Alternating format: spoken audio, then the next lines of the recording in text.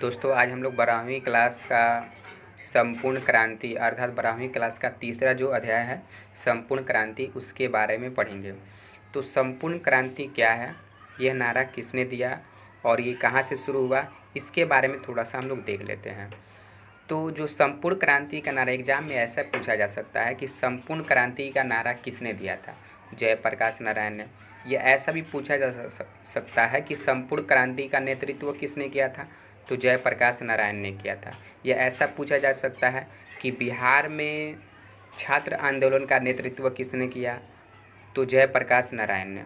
यानी कहने का मतलब जो संपूर्ण क्रांति का नारा, संपूर्ण क्रांति का नेतृत्व या बिहार के छात्र आंदोलन का नेतृत्व किसने किया था, जयप्रकाश नारायण ने किया था। अब ये हमारे पाठ्य पुस्तक में जो है जो संपूर्ण क्रांति है ये क्या है, तो इसको देख लेते हैं कि 5 जून 1974 को जयप्रकाश नारायण ने छात्रों को संगठित करके पटना के गांधी मैदान में जो है एक सभा बुलाया और वहाँ पर भाषण दिया। तो उस भाषण का कुछ अंश जो है इस चैप्टर में रखा गया है जिसका नाम रखा गया है संपूर्ण क्रांति।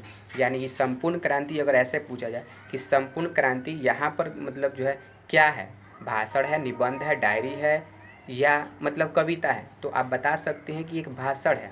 और उस भाषण यानी कि ये जो भाषण दिया गया था पटना के गांधी मैदान में जो है 5 जून 1974 को जयप्रकाश नारायण ने दिया था। वहाँ पे बहुत सारे विद्यार्थी को एकत्रित करके और उन्होंने जो है संपूर्ण क्रांति का नेतृत्व जो है किया था और संपूर्ण क्रांति का नारा जो है दिया था। तो अब जो है बात आता है कि जो है हम लोगों को इस चैप्टर में जो है जयप्रकाश नारायण के ही बारे में पढ़ना है। तो जयप्रकाश नारायण से रिलेटेड कुछ जो है जानकारियाँ हम लोग देख लेते हैं कि जयप्रकाश नारायण का जन्म कब हुआ था, 11 अक्टूबर 1902 को, और जगह का जो नाम था सिताब दियारा। इन्हें जो है बचपन में बाउल कहा जाता था, जब बड़े हुए थे लोग जेपी कहने लगे और जो है जनता की अधिक सेवा करने का कारण से इन्हें जो है लोकनायक कहा जाता है। यानी लोकनायक किसको कहा जाता है, तो जयप्रकाश नारायण को। और जयप्रकाश नारायण को जो है शॉर्ट में जेपी कहते हैं और इनको जो है बचपन में जो है बाउल के नाम से जाना जाता था। इनकी माता का जो नाम है फूल रानी देवी और पिताजी का नाम है हर्षु दयाल और इनकी जो पत्नी है वो प्रभावती देवी। यानी कि जयप्रकाश नारायण के पत्नी का नाम क्या है, तो प्रभावती देवी। और ये किसकी बेटी थी, तो ब्रज किशोर की पुत्री थी। यानी किसकी पुत्री थी, तो ब्रज किशोर की पुत्री थी। अब बात आता है, यानी ये तो समझ में आया होगा, इतना थोड़ा सा एक बार रिवीजन फिर से कर लेते हैं। जयप्रकाश नारायण का जन्म कब हुआ, 11 अक्टूबर 1902 को। कहाँ हुआ, सिताब दियारा। बचपन में क्या बोला जाता था, बाउल। बड़े होने पर जेपी। और इन्हें जो है लोकनायक क्यों कहा जाता है, तो जनता की अधिक सेवा करने के कारण से इन्हें जो है जनता ने लोकनायक कहा। और इनकी माता का नाम फूल रानी, पिता का नाम हर्षुदयाल, पत्नी का नाम प्रभावती। ये किसकी पुत्री है, तो ब्रज किशोर की पुत्री है। या ऐसे पूछा जा सकता है कि संपूर्ण क्रांति का नेतृत्व किसने किया, जयप्रकाश नारायण। संपूर्ण क्रांति का नारा किसने दिया, जयप्रकाश नारायण। कब दिया गया था, 5 जून 1974 को। 5 जून 1974 को बिहार के पटना के गांधी मैदान में जो है ये भाषण हुआ था। उसी भाषण में जो है जयप्रकाश नारायण ने संपूर्ण क्रांति का नेतृत्व किया और उसी समय इन्होंने संपूर्ण क्रांति का नारा दिया था। और वहाँ पे जो भाषण दिए थे, एक भाषण है और उसी भाषण को जो है कुछ अंश इस चैप्टर में दर्शाया गया है। 12वीं क्लास का जो तीसरा अध्याय है संपूर्ण क्रांति, उसमें का कुछ अंश इसमें जो है बताया गया है। अब थोड़ा सा पढ़ लेते हैं उनके जो है शिक्षा के बारे में। जयप्रकाश नारायण का जो है शिक्षा, यानी शुरू में वो घर पर ही पढ़े अर्थात गांव के ही विद्यालय में पढ़े। उसके बाद वो पटना चले गए, पटना कॉलेजिएट चले गए। वहाँ पर उन्होंने जो है एक जो है टॉपिक मिला था अर्थात एक जो है शीर्षक मिला था कि बिहार में हिंदी की वर्तमान स्थिति पर जो है लेख लिखना है। तो वो लेख लिखे थे, तो मतलब जो है उस समय उनको सर्वोच्च पुरस्कार उस लेख के लिए मिला था।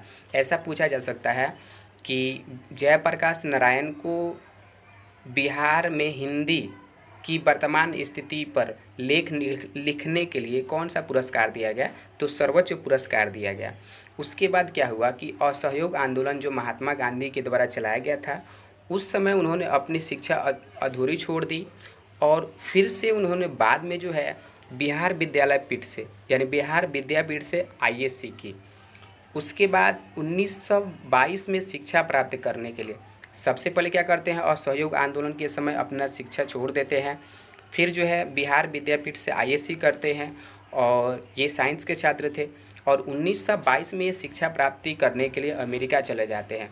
वहाँ पर 3 विश्वविद्यालय है, कैलिफोर्निया, बर्कले और विस्किंसन मेडिसन विश्वविद्यालय में ये पढ़ाई की। उसके बाद से ये जो है वहाँ पर पढ़े, काफ़ी जो है मशक्क़त से पढ़े थे, पैसा का कमी था, फिर भी वहाँ पर जाकर के पढ़ाई किए थे। और माँ के अस्वस्थता के कारण, उनकी माँ जो है बीमार थी, जिसके कारण से ये वहाँ पर पीएचडी का डिग्री मतलब लेने वाले थे, लेकिन माँ की अस्वस्थता होने के कारण से ये वापस चले आए। अब पढ़ लेते हैं इनके जो है राजनीतिक जीवन के बारे में। तो ये जब जो है अमेरिका से वापस आते हैं, वापस आने के बाद 1929 में जो है इन्होंने जो है कांग्रेस पार्टी जो है भारत की सबसे पुरानी पार्टी है, उस पार्टी में ये शामिल हो जाते हैं। यानी 1929 में कांग्रेस में शामिल हो जाते हैं। और 1932 में जो सविनय अवज्ञा आंदोलन जो महात्मा गांधी के द्वारा चलाया गया था, यानी सविनय अवज्ञा आंदोलन के समय जो है 1932 में जेल चले जाते हैं। यानी सविनय अवज्ञा आंदोलन जो महात्मा गांधी के द्वारा चलाया गया था, तो ये क्या करते हैं 1932 में जेल चले जाते हैं जयप्रकाश नारायण, इनको जेल में डाल दिया जाता है। और उधर से जब वापस आते हैं तो वापस आने के बाद जो है कांग्रेस सोशलिस्ट पार्टी का गठन करते हैं। यानी कि 1932 में वापस जब जेल से आए, वापस आने के बाद कांग्रेस सोशलिस्ट पार्टी का गठन किए। फिर जो है 1932 में तो जेल में गए थे, फिर 39 में भी गए, 43 में भी गए, यहाँ तक कि 1975 में जब देश में आपातकाल लागू हुआ था, उस समय भी इन्होंने जो है इनको जेल में बंद कर दिया गया था। यानी ये जो है जयप्रकाश नारायण को जो है बहुत बार जेल मतलब जाना पड़ा है। 1932 में सविनय अवज्ञा आंदोलन के दौरान गए हैं, 39 में गए हैं, 43 में गए हैं, फिर 1975 में भी गए हैं। एक बात यहाँ पे देखिए, इनको प्रसिद्धि कब मिलती है, यानी कि जो है जयप्रकाश नारायण को जो है अधिक मात्रा में लोग कब से जानने लगे, तो 1942 में एक आंदोलन महात्मा गांधी के द्वारा चलाया गया था, भारत छोड़ो आंदोलन।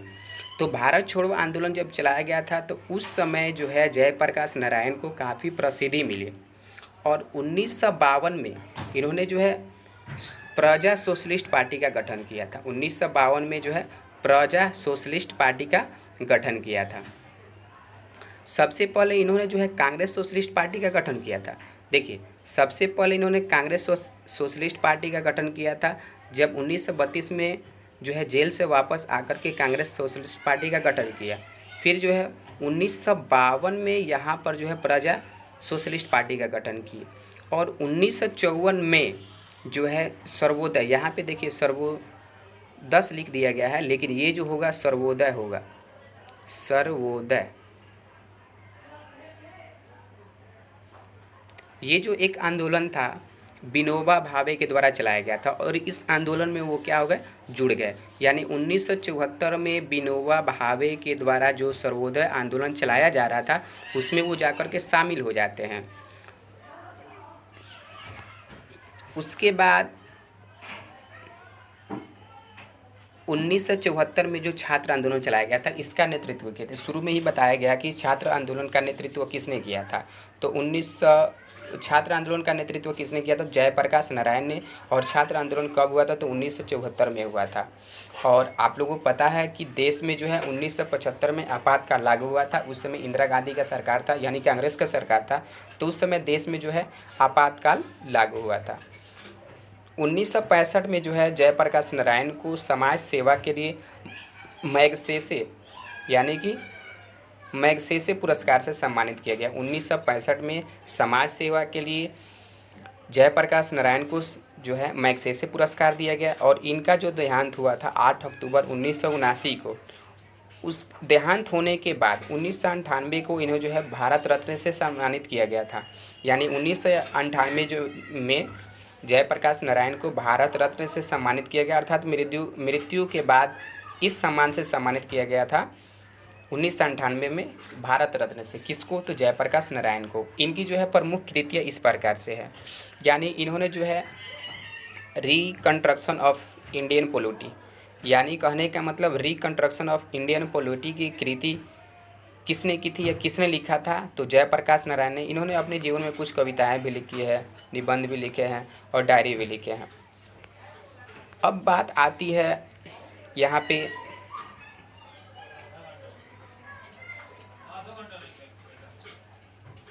देखिए, अब बात आता है संपूर्ण क्रांति का जो चैप्टर में दिया है वो उनका जीवनी था। अब थोड़ा सा चैप्टर के बारे में पढ़ लेते हैं। तो संपूर्ण क्रांति यह जो है जयप्रकाश नारायण ने 5 जून 1974 को बिहार के गांधी मैदान में जो है यह एक नारा था, यानी संपूर्ण क्रांति तो एक नारा था और ये एक क्रांति भी था, मतलब क्रांति का ही नाम रखा गया था संपूर्ण क्रांति। और ये जो है 5 जून 1974 को बिहार के पटना के गांधी मैदान में जो है एक भाषण दिया गया था और उसी भाषण का जो है एक अंश है ये संपूर्ण क्रांति जो आपके पाठ में दिखाया गया है। और उसी समय इन्होंने संपूर्ण क्रांति का नारा भी दिया था और 1974 में छात्र आंदोलन का नेतृत्व भी किया था। ऐसा कहा जाता है कि जो 5 जून 1974 को जो अधिक मात्रा में छात्र एकत्रित हुए थे, काफ़ी अधिक मात्रा में एकत्रित हुए थे, मतलब ऐसा लगता है कि फिर वैसे कभी नहीं हो सकता है, इतना अधिक लोगों ने वहाँ पे भाग लिया था। और जयप्रकाश नारायण ने जो है कुछ इस प्रकार से जो है भाषण शुरू करते हैं।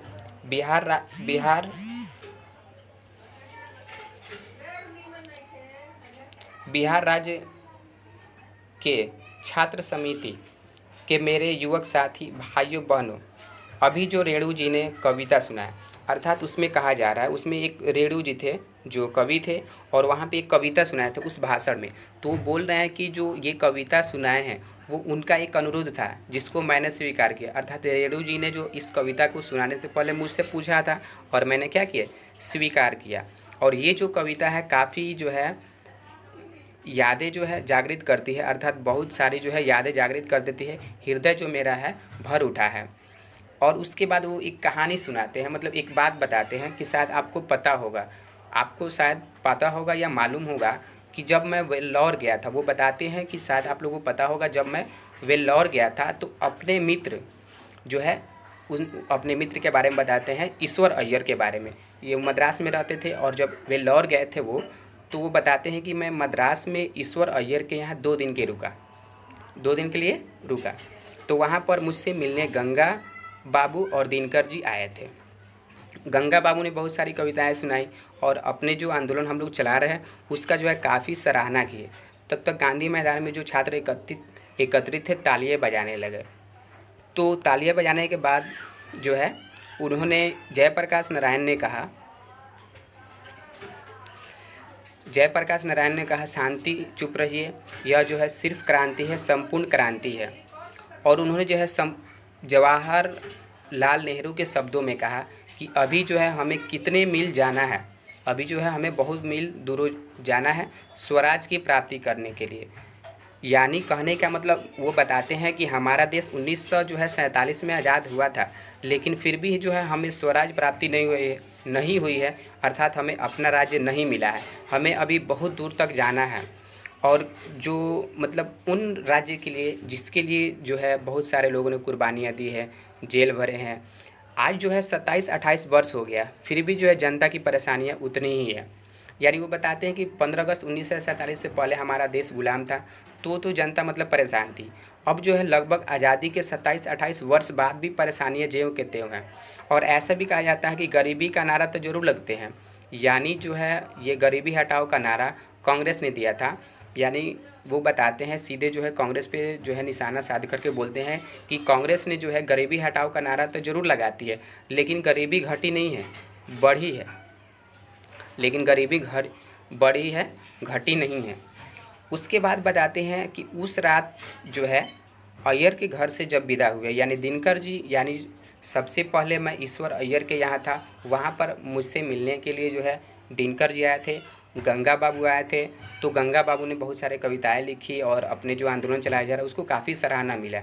उसके बाद से जो है दिनकर जी हमारे यहाँ से विदा कर गए और वो चले गए रामनाथ गोयंका के यहाँ। रामनाथ गोयंका कौन है? तो इंडियन एक्सप्रेस के मालिक है, अर्थात उस समय एक पत्रिका आता था इंडियन एक्सप्रेस, उसी के मालिक हैं रामनाथ गोयंका। उन्हीं के यहाँ जाते हैं और उनको जो है अचानक रात को दिल का दौरा पड़ जाता है। उनको दिल का दौरा पड़ जाता है और उनको जो है विलिंगडन नर्सिंग होम में ले जाया जाता है। 3 मिनट में सारी तैयारियां हो जाती है और वहाँ पे बताते हैं कि जब वहाँ पे दिनकर जी हम लोगों के ईश्वर के यहाँ से जब वो गोयंका के पास जाते हैं तो वहाँ पे उनका जो है अचानक दिल का दौरा पड़ जाता है और उनको जो है वेलिंगडन नर्सिंग होम में जो है ले जाया जाता है और मात्र 3 मिनट में ही तैयारी पूरी कर ली जाती है। और वहाँ पे बताते हैं कि यदि पटना होता तो, ये बताते हैं कि पटना की स्थिति क्या है, पटना होता तो ऐसा कुछ नहीं होता। फिर भी जो है मतलब दिनकर जी मतलब नहीं रहते हैं और उनका देहांत हो जाता है। उसके बाद बताते हैं कि जब मैं सबसे पहला आह्वान दिया था यूथ फॉर डेमोक्रेसी, उस समय बताया था कि युवाओं का रोल क्या होता है। डेमोक्रेसी का मतलब होता है लोकतंत्र, यानी किसी भी लोकतंत्र में युवाओं का रोल क्या होता है, एक युवा जो है अपने देश के लिए क्या कर सकता है। मैं सबसे पहले आप लोग बताया था यूथ फॉर डेमोक्रेसी जो है, जो मैंने आह्वान दिया था उसमें बताया था कि युवाओं का रोल क्या होता है, एक लोकतंत्र में युवाओं का रोल क्या होता है। उसके बाद तो छात्रों ने कहा कि केवल जो है मार्गदर्शन से काम नहीं चलेगा, केवल मार्गदर्शन से काम नहीं चलेगा, हमें हमारा नेतृत्व भी करना होगा। यानी जब वो बताए कि यूथ फॉर डेमोक्रेसी में, यानी डेमोक्रेसी में एक छात्र का जो है रोल क्या होता है, युवाओं का रोल क्या होता है, यानी किसी भी देश के डेमोक्रेसी में छात्र का रोल क्या होता है वो बताए। उसके बाद वहाँ पे जो छात्र उपस्थित थे उस मैदान में, यानी पटना के गांधी मैदान में जो छात्र उपस्थित थे वो बोले कि हमें मार्गदर्शन से काम नहीं चलेगा, हमारा जो है नेतृत्व करना पड़ेगा।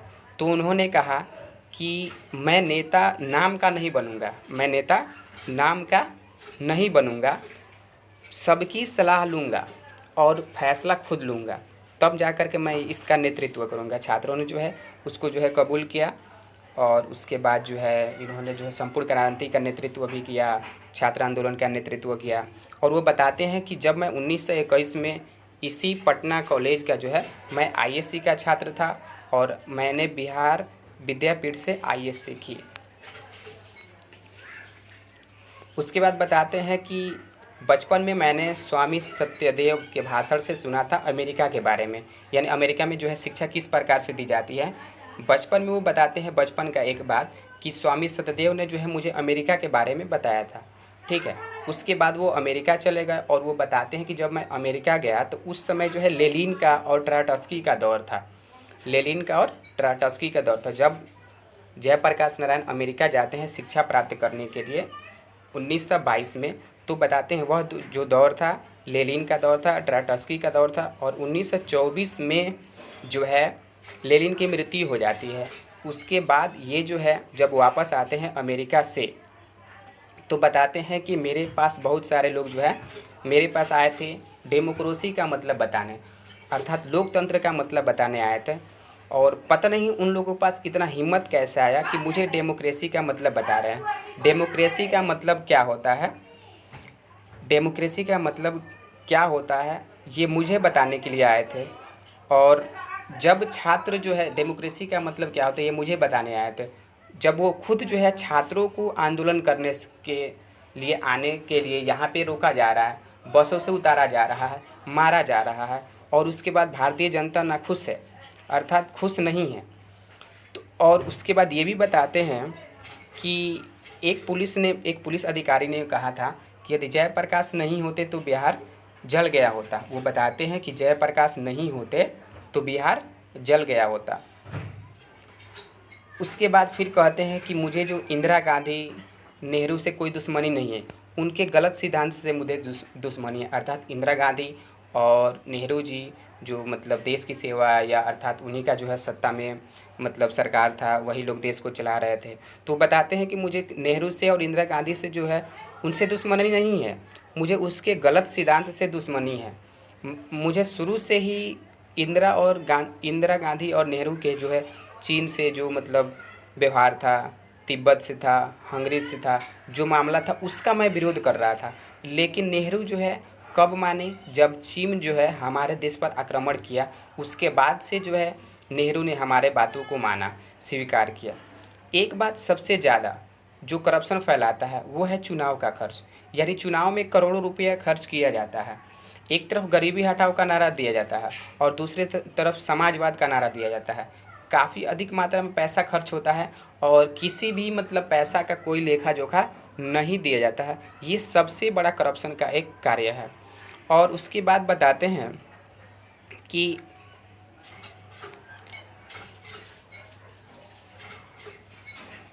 प्रेस से पता चलता है कि मैं दलविहीन लोकतंत्र का स्थापना करता हूँ। यानी दलविहीन का मतलब वहाँ पे कोई जो है दल ना हो, अर्थात कोई राजनीतिक दल ना हो। वो बताते हैं कि मुझे प्रेस कॉन्फ्रेंस अर्थात प्रेस से पता चलता है, पत्र से पता चलता है, पेपर से पता चलता है कि मुझे लोग कह रहे हैं, इस आंदोलन को जो चला रहे हैं हम, तो लोग कह रहे हैं कि ये जो है जयप्रकाश नारायण जी दलविहीन लोकतंत्र की स्थापना करना चाहते हैं। पर मेरा ऐसा सोच कतई नहीं है। मैं जो है दलविहीन जो है लोकतंत्र का स्थापना नहीं करना चाहता हूँ। मुझे तो नेहरू से जो है नेहरू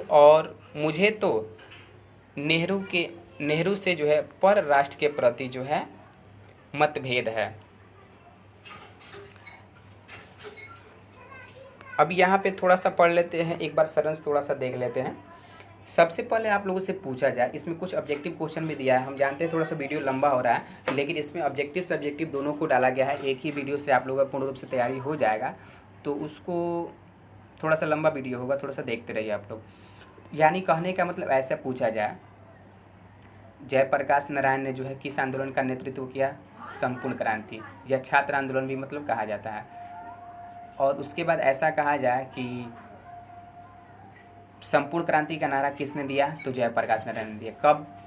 ये जो है संपूर्ण क्रांति जो भाषण था वो जयप्रकाश नारायण ने कब दिया? तो 5 जून 1974 को पटना के गांधी मैदान में दिया था। ठीक है। उसके बाद वो उसी में एक कहानी बताते हैं कि जब मैं वेल्लोर गया था तो मद्रास में मैं मतलब ईश्वर के अपने एक मित्र का नाम बताते हैं ईश्वर, वहीं पे गया था। वहाँ पर हमसे जो है गंगा बाबू, दिनकर जी दोनों मिलने आए थे। दिनकर जी ने काफ़ी सराहना की। उसके बाद दिनकर जी हमको छोड़ करके यानी हमारे यहाँ से विदा लेकर के चले गए गोयंका यानी रामनाथ गोयंका के पास, जो इंडियन एक्सप्रेस के जो है मालिक हैं। तो इंडियन एक्सप्रेस क्या है? यहाँ पर एक पत्र है। तो इंडियन एक्सप्रेस के जो मालिक है रामनाथ गोयंका, उनके पास जाते हैं और वहाँ पर जाने के बाद उनका जो है अचानक दिल का दौरा पड़ जाता है। दिल का दौरा पड़ने के बाद जो है उनको जो है अस्पताल में ले जाया जाता है, लेकिन उनकी मृत्यु हो जाती है। और उसके बाद फिर बताते हैं अगर पटना होता तो फिर क्या होता। इसी प्रकार का मतलब वो सब है। इसमें देखते हैं आप लोग सब्जेक्टिव क्वेश्चन बन रहा है या नहीं बन रहा है।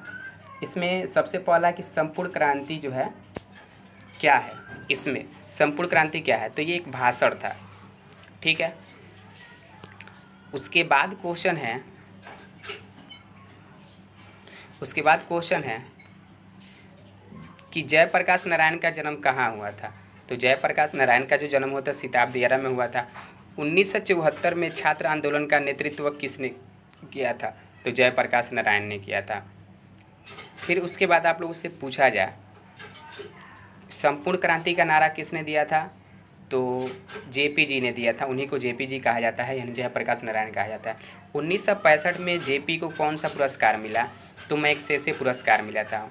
1965 में जेपी को जो है कौन सा पुरस्कार मिला था?